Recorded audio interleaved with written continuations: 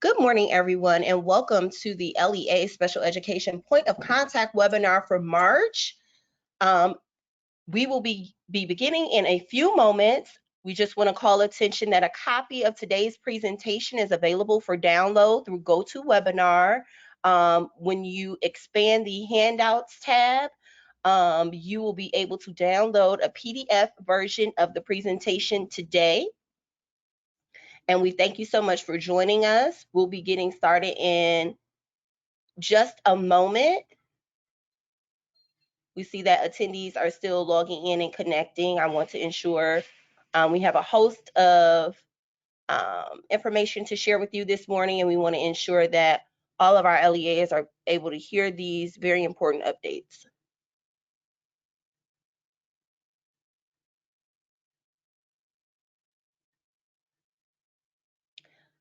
Again, for those folks who are logging in now, you'll be able to download a copy of today's presentation. We encourage you to share this with your staff after the call today. Feel free to download it and share it out as needed. We're going to jump right in and get started with our agenda for today. Introduction. My name is Tiffany Ingram. I'm a policy analyst here on the Monitoring and Compliance team here at OSSE in the K-12 Systems Division in the Office of Special Education. Today we'll be having some policy reminders and updates. You'll hear from our Monitoring and Compliance. We'll have reminders and updates in that area. We will also have some SEDS updates to share with you. We have transportation updates, and we will close out with reminders and announcements that we would love for you to also probably share with your teams as well about upcoming trainings from many of our divisions here at OSSE. I'm going to turn it over this morning to Christy Weaver-Harris to share our updates around policy. Good morning, everybody. This is Christy Weaver-Harris. I'm the Policy Manager in OSSE's Division of K-12 Systems and Supports in the Office of Special Education. Let's jump in. So as a reminder, the deadline for ESY certification for this year is Monday, May 2nd, 2022. I guess about 2 weeks ago, the annual memo was sent to SPED points of contact, LEA, heads of school, data managers, and transportation points of contact, providing some information on ESY certification. None of it was really new information if you've been around, but make sure that you're submitting your data and your information as needed. And as a reminder, the purpose of ESY certification is so that everybody can plan appropriately for the summer. It allows LEAs and non-public schools to plan appropriate programming and staffing for the summer months. And it helps OSSE anticipate state level expenses and transportation needs. Next slide, please. So here are your required tasks. Again, and this chart was included in the memo that went out a couple weeks ago. It's also posted on our website. I can drop a link to that in the chat as soon as I'm done here.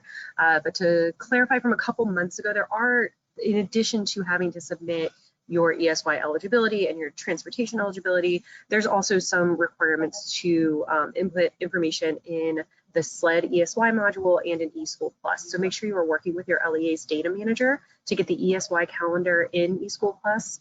And I want to highlight that the last task there, documenting ESY attendance. OSSE's funding structures and processes related to ESY return to standard practices for 2022. So that means ESY funding is paid to public charter school LEAs on a per pupil basis for students who are eligible and who attended ESY. And that is demonstrated by the LEA recording attendance in the SLED ESY module.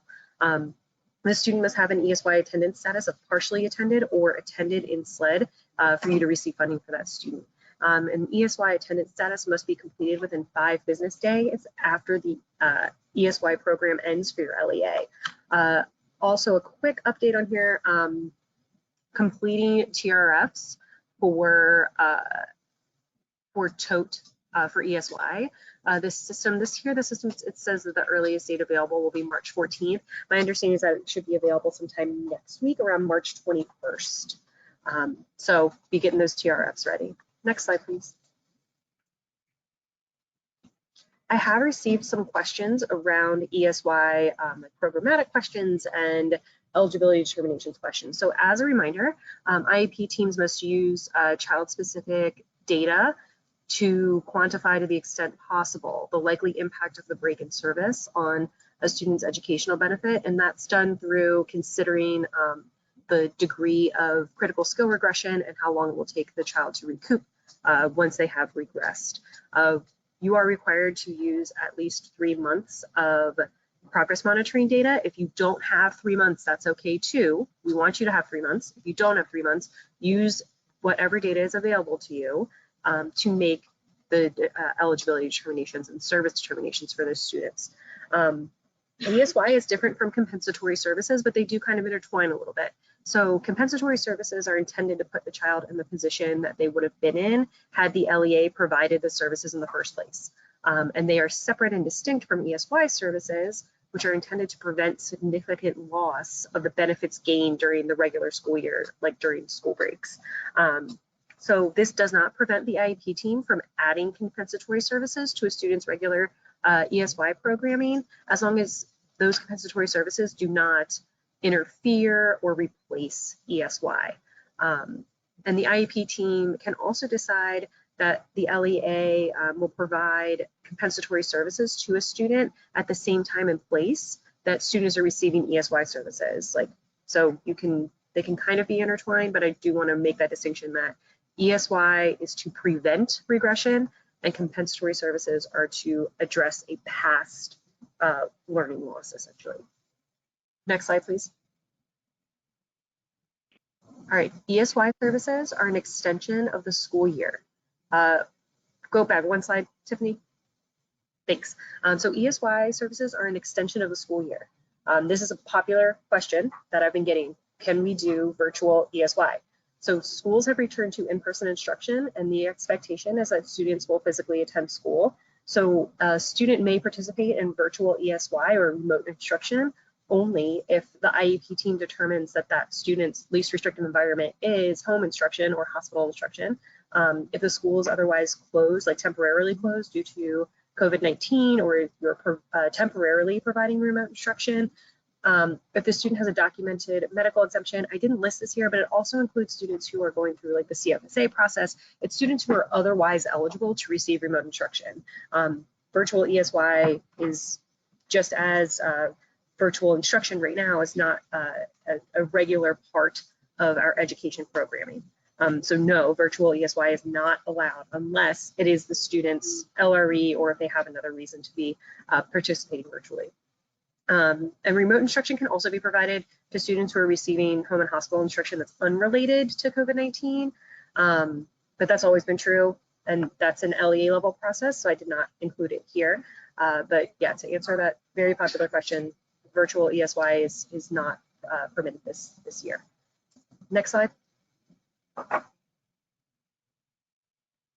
And here are your ESY resources. Again, there's the ESY services policy, the FAQ, our policy bulletin related to ESY services that really details like populations you are responsible for ESY, and I will drop that the memo that was released in the chat as soon as I am done speaking. Next slide. Also a reminder about our early childhood working group. We've relaunched this working group to discuss issues related to C2B transition, access to data systems and student records. Later, we will be talking about the child outcome summary process and early childhood literacy. Right now, we are focused on addressing issues related to Part C transition and access to student records, especially over the summer. We're having a lot of discussions about how OSSE can better provide student records and provide LEAs with better access. We're talking about rolling out some changes to data systems. So if you are interested in participating in that, please join us on Wednesday, May 4th, where we will talk further about it. We've had one convening, and we will continue to have these on a regular basis. So if your LEA serves children under the age of 6 and you're dealing with any of these issues, I strongly encourage you to join these meetings. We want to hear from you, and we want to hear from you about your challenges, and we want you to be part of OSSE identifying solutions so that we can make these processes better for everyone involved. And if you have any questions about that, you can contact either Dawn Hilton or myself. Next slide. That's it for you, Christy. All right, thanks. Thanks so much, Christy. We're now going to turn it over to Karen Morgan Donaldson, she'll be sharing some of our monitoring and compliance updates and reminders. Karen? Thank you, Tiffany. Good morning, everybody. Karen Morgan Donaldson, IDEA Monitoring and Compliance. And let's go ahead and get started. So this slide gives you an idea of our upcoming IDEA monitoring as Q3 for federal fiscal year 21 ends at the end of this month. And as part of the district-specific conditions of its IDEA grant, during the month of April, OSSE will begin monitoring of secondary transition plans and also reevaluation timeliness. So the time period being monitored for these activities is from October 1st, 2021 to March 31st, 2022. So what this means is that any secondary transition plan created during this time period can be pulled for review. And it also means that all untimely reevaluations during this time period will be pulled and flagged. So for secondary transition, any LEA that serves students ages 16 and older will be included in this poll, and that's if you have secondary transition plans created during that time. And for reevaluation timeliness, any and all LEAs that had an untimely reevaluation, we're talking about triennial eligibility here, will be pulled and flagged. So LEAs will receive an email from DC CATS, our tracking system, that lets them know that an initial report was released. And OSSE will continue to provide all LEAs a 30-day correction window where LEAs can clarify any non-compliance. So more on that process in a couple slides. Our next slide just gives you a quick idea of resources that you can access if you have any questions related to secondary transition requirements and or the monitoring process for secondary transition. So go ahead and take a look at any of these references that are links on this slide. So they include OSSE's Secondary Transition Process Toolkit, as well as OSSE's Secondary Transition Resources website. So if you have any questions related to any of these resources, or you have questions around the monitoring process, you can also reach out to Tiffany Ingram, and her contact information is included in this slide. Okay, our next slide gives you a quick reminder that if your LEA has untimely reevaluations, specifically related to COVID, please make sure you are documenting any delays appropriately in a PWN. We had this slide in the last presentation last month, just a quick reminder. So also this process applies for all timeliness events at any time. So this also includes initial evaluation and C2B. So just in general, if you are experiencing any delays and you can attribute it to COVID, please make sure you are following this process. Next slide.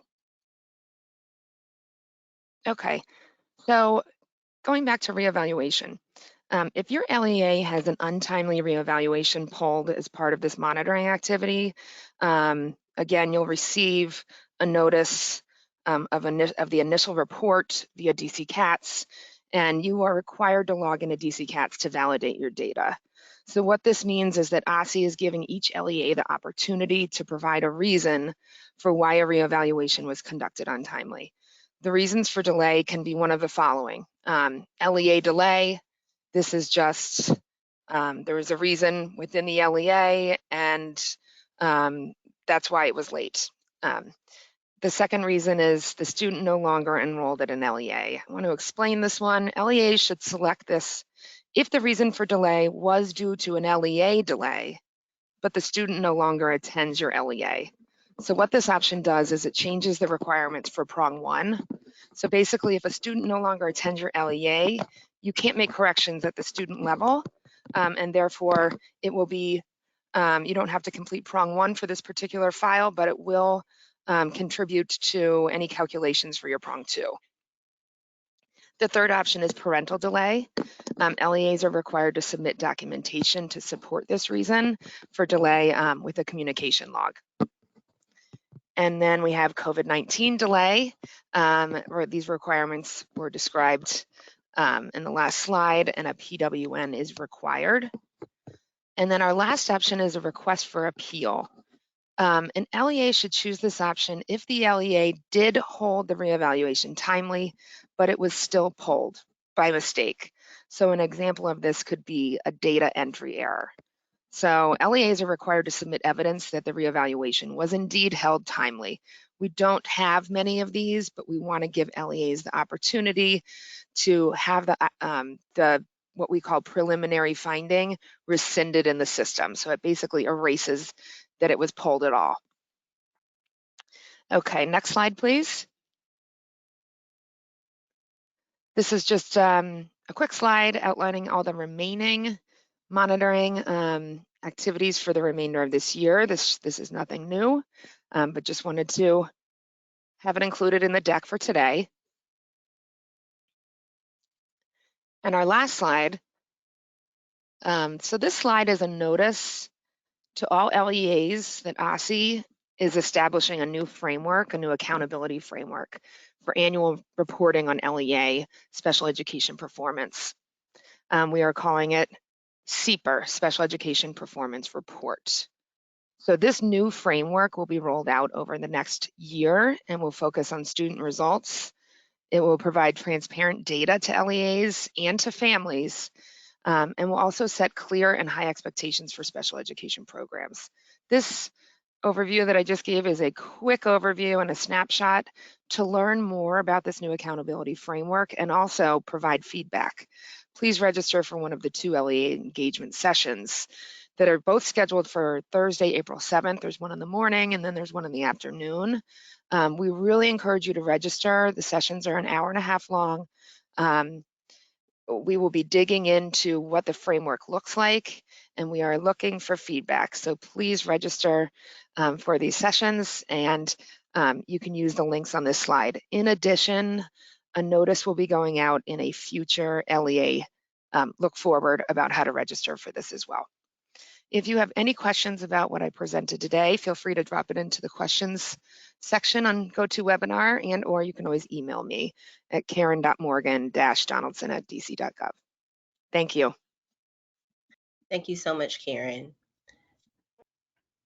And again, if you have any questions about anything that Karen and Christy have presented so far, feel free to utilize our the chat function, the question box, making sure we can answer any questions we can throughout this presentation. And we'll also have time for Q&A at the conclusion of today's presentation. I will now turn it over to Rita, and she'll be providing some SEDS updates. Awesome. Thank you, Tiffany. Good morning. My name is Rita Larkins with the Office of CIO. I'm going to be presenting just some quick reminders and also some updates about the special ed data system. Next slide. All right, so just as a reminder for everyone related to access, just to ensure your users at the LEA know that you are the primary contact for issues with their account. They should actually be contacting you as the LEA administrator. So you're responsible for maintaining that user access within the LEA, making sure that your users have the appropriate level of access, and then auditing access throughout the year. So if there are staff that are leaving, you would be responsible for inactivating those accounts. And then also, and most importantly, you are also responsible for that caseload administration. I know we repeat this often, and I think it's a great time to say it again. OSSE does not set up caseloads for LEAs. And then the last point I'll make about access is for non-public users. Again, as the LEA administrator, they're going to be responsible for assigning that non-public user to the correct role upon receiving their aggregate account. So OSSE creates those aggregate accounts. You're able to see those users, and then you can assign them to their correct role and also set up caseloads. Okay, so that's just a little reminder about SEDS access. Next slide. I think the most exciting announcement today is just being able to give you all an update on the SEDS 2.0 project. And I just want to talk about some of the major things that are happening and give you an update on our progress. So for Part C, we're actually in that implementation phase where we're working on Part C, and that will conclude September 2022 this year for an expected go live date of October 2022. So that's for the Part C portion of the system. Next, in the area of stakeholder engagement, next month in April, we'll start that external stakeholder engagement with some of our organizations and other individuals and groups that support external stakeholders engagement. So that will start in April. And then this month, we started the Part B implementation of the SEDS 2.0 system. So that kicked off this month with an anticipation of going live school year 23-24. And then finally, the LEA engagement. So our working group sessions will begin April, and we're having a session on April 21st from 1 to 2. So that'll be our first working group where we get feedback from LEAs. And then we'll have another all LEA session on May 19th from 1 to 2. So you'll see information so that you'll be able to register for that in the OSSE training registration site. All right, so that's our updates on the SEDS project. Thank you so much, Tiffany. I'll turn it back over to you. Thank you so much, Rita. If you have any questions on how to register for things, feel free to put that in the chat. And any questions for our presenters, feel free to type those in as we go. I will now turn it over to Doug to share some of our transportation updates. Good morning, everyone. Next slide, Tiffany. Thank you. All right, it's that time of year, everyone, where we start up for ESY 2022 and school year 2022-2023. So every year when we start this process, we should know that the first Monday in May is the ESY certification deadline, and also the first Monday in June is the certification deadline for next school year, which is school year 22-23. And while you're going through this process, we want to make sure that your calendar information is correct. So we want to make sure that the bell times are correct, and if there are any cohorts for certain students, make sure they are correct, and also exception days, half days, and holidays. And the most important thing outside of the calendars, we want to make sure that the student information is accurate. So please contact the parents before submitting any transportation requests.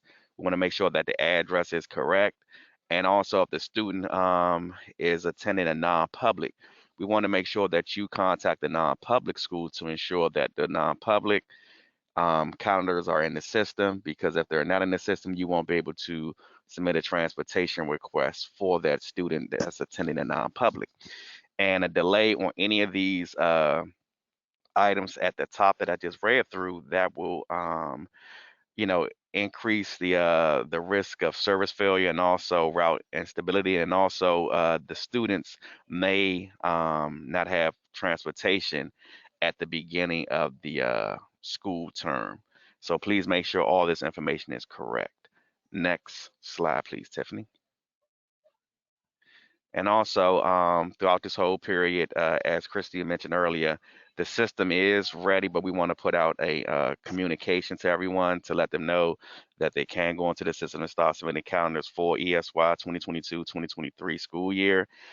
So starting Monday, you all should receive some communication on Friday, and starting Monday, you all will be able to go into the system to submit your calendars and transportation requests for students for ESY and also next school year. So this makes sure that you know that the school is responsible for submitting calendars in the system and making sure everything is correct, and also submitting transportation request forms. If you have any issues with creating or submitting the calendar or transportation request forms, you always can reach out to our team. And once you submit this information, our team here at OSSE, we would do data verification. And also, like the time right now before we actually go live, we are making sure the system is configured to the right way, so you are able to submit your transportation request forms and calendar. So again, just to say one more time that the certification deadlines for ESY, which are TRFs, and also ESY calendars must be submitted by the first Monday in May. And the certification deadline also for the next school term, 2022-2023, are submitted by the first Monday in June. I know a lot of our staff may take off for the summer, but try to get as many transportation requests in prior to you taking vacation if you don't have a backup, because when you come back from, depending on when you come back from your vacation for the summer, we want to make sure that it's no less than 20 days prior to you submitting those transportation requests to the first day of school for those students. And again, if you need us, we can be reached Monday through Friday from 9 to 5 p.m. at 202-576-5520 or at dot.data@dc.gov. Next slide. And again, with the COVID exposure, we know things are changing tremendously with the CDC, things of that nature. But if you do have any students that may be exposed, just please contact us, as we've stated previously, at the Parent Resource Center at 202-576-5000. If we need to temporarily suspend transportation, just let us know that, and we'll be able to go through that. And I know with the change in CDC rules and regulations, some of our protocols may change down the line, but just as of right now, we're still going to adhere to what we have in our bus safety kit. Again, if there are any questions, you could just reach out to the Parent Resource Center in regards to our COVID protocols at 202-576-5000. Next slide, please. And training. Please make sure that you attend one of these refresher courses that are coming up. We are actually having a training right now as I'm in here. Brian is training some coordinators from schools for TOTE. So we have our training list right here. The next training class is March the 30th, April the 6th, April the 20th, May the 4th, and May 18th. And if you have any new coordinators at your school, we will, we can have one-on-one sessions with them as well. And also, if you need a refresher session, please just call us so we can have, go over the sessions one-on-one with you as well. If there's certain sections you may have issues with when submitting a transportation request form or creating calendars or any address updates, but we are here for you to make sure that you all are prepared to submit these transportation requests for the students. And always just make sure you just utilize our number and our email address if you need any assistance. And if you have our emails personally, you can reach out to us as well. All right. Thank you again, Tiffany. Thank you for everything. And if there are any questions, I'll look into the chat. All right. Thank you so much, Doug. We will now transition into our reminders and announcements. I'm standing in for Jennifer Carpenter from our teaching and learning team. There will be some additional updates coming very, very soon about the Foundations of Special Education course that's now available, and you'll be able to access it online. This is just an outline of the content pathways and the modules that's included in this course. Again, if you have any questions about enrollment and the timeline of this class, please feel free to reach out to Jennifer Carpenter at jennifer.carpenter@dc.gov. Just a little bit of insight, the POUs that you are receiving, the 3 POUs equates to about 3 hours of your time, and she has a host of different things to include to make sure we check your knowledge and make sure you learn something from our courses. The readings, discussion board posts, there's webinars included, as well as a quiz and additional resources for you to earn those POUs. And again, if you have any additional questions about teaching and learning professional development opportunities, we encourage you to subscribe to the teaching and learning PD Bulletin that comes out on a monthly basis. And this is will highlight upcoming PD sessions for all areas, just even beyond special education, that you will be able to share with other educators at your school team and within your school teams. And when you download this presentation, you'll be able to view the most recent TAL PD Bulletin as well. Additional professional development opportunities are available for those LEAs who are serving students. Our early childhood learners, our Division of Early Learning offers monthly professional development sessions for our staff. And you have to log in and have a different website than what you may be typically used to visiting. They have a professional development information system, and the link is included here. But if you have any additional questions about registering for these professional development sessions for our early childhood LEAs, please reach out to the ECE help desk, and the email address and phone number is included here on this slide. Again, these are wealth of information that you can share with just beyond your special education school teams, even with other teachers in your building. For our LEAs who are serving our secondary students, our DC Secondary Transition Community of Practice, College and Career Readiness for Students with Disabilities, our next meeting, which will take place virtually, will be March 25th from 11 to 11:30 a.m. And our topic will be focusing on embracing technologies that enable amazing possibilities, really looking at the intersections of supporting students with disabilities and using technology. So we will have a guest speaker to present during that time. When you download this presentation, you'll be able to register for the secondary transition community of practice sessions. And we encourage all who are curious about learning about secondary transition for our students and what resources are available out there to join us. This is a save the date. There'll be definitely more information coming very soon about our DC Secondary Transition Institute. It will be held from May 17th to May 18th from 10 to 3 p.m. And of course, it will be virtual, but we'll be centering on bridging the gap between secondary transition and college and career readiness for students with disabilities. So if you want to hear more, please visit our Secondary Transition Institute website. When you download this slide, it'll be able to take you right there. And you will definitely be hearing more about how to register coming very soon. Just some reminders from the wealth of information that was shared from our team today. Just making sure it's required that you are finalizing your students' ESY eligibility no later than April 29th and your ESY calendars by that same date, and making sure that all your transportation request forms are in tote for ESY no later than May 2nd. We encourage you to register for our Foundations of Special Education PD series, and as well as we would always love your feedback on our SPED webinar. So we encourage you to complete the survey as well for today's session. Of course, if you've missed a webinar in the past, feel free to visit our LEA Special Education Points of Contact monthly webinar series webpage. There you'll be able to watch previous webinars and download any training resources and materials that were a part of that month's webinar. And a recording of this webinar and slides will be posted to the webpage within 1 week of this live session.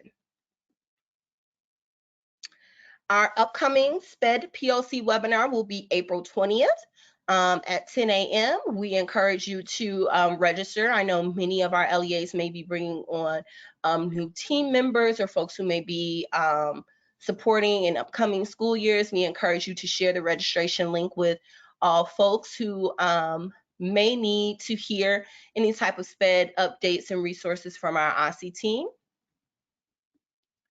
And I will leave this here for you to complete our survey. You can follow the link here and also scan this QR code. During this time, I do want to pause and see if we have any questions. Christy or Karen, do you see any questions that our LEAs have raised in the chat that you may want to clarify for the team here? Sure, yeah, there's a couple of questions in here. Somebody asked what category the PWN, when you are creating PWNs, when you're timelines are being extended due to COVID or other extenuating circumstances. What category PWN should you generate? And we think that the best one is other notice related to FAPE. You may be tempted to use something like, oh, I have it up right now, like determination of special education eligibility. And it is related to that, so it's not like an incorrect type to use, but it is not a decision that is specifically related to like the yes/no determination of eligibility. So we recommend that you use other notice related to FAPE. And what option should the LEA select in DC CATS if the delay is due to the backlog? Again, like OSSE is aware that LEAs are having a really hard time completing additional assessments for students, initial evaluations and reevaluations, because in addition to COVID in general, your evaluators and your service providers also have backlogs and have extended timelines for completion of their part of your assessments. We're aware of that. We're sorry that you're dealing with it, and we're working on trying to get some guidance out to you on other ways that we can address this. But if that would be considered a delay due to COVID-19. So when you're in DC CATS, delays that are due to COVID-19 can include like residual delays from COVID-19 and backlogs. So go ahead and select that in DC CATS when you're indicating the reason for delay. Someone also asked about the functionality in SEDS related to being able to delete events. Users have had that functionality suspended for now. There's an issue on the back end of SEDS where when you were deleting events, there were things happening in other places. So they've had to suspend that functionality for now. I apologize. I know that it was unexpected and it's disruptive to you. In order to get events deleted, we need you to submit an OST ticket. OSSE can take care of it on our end. The vendor is working to resolve that issue and to restore the delete events functionality. That is not something that is just going to be on for forever. They are working on it. I got some questions around what the LEA work group session for SEDS 2.0 will look like. And that is, we're still figuring out like exactly what type of, what that engagement will look like, but this is really intended to be the opportunity for LEAs to provide input on the new system. To be honest with you, on the Part B side, we are just starting to get into the system ourselves. So we are working on identifying topics and appropriate areas for LEAs to be providing specific input on. This is not going to be intended to be like a general session of tell us everything you think about SEDS. We will have some topics teed up for you in those sessions.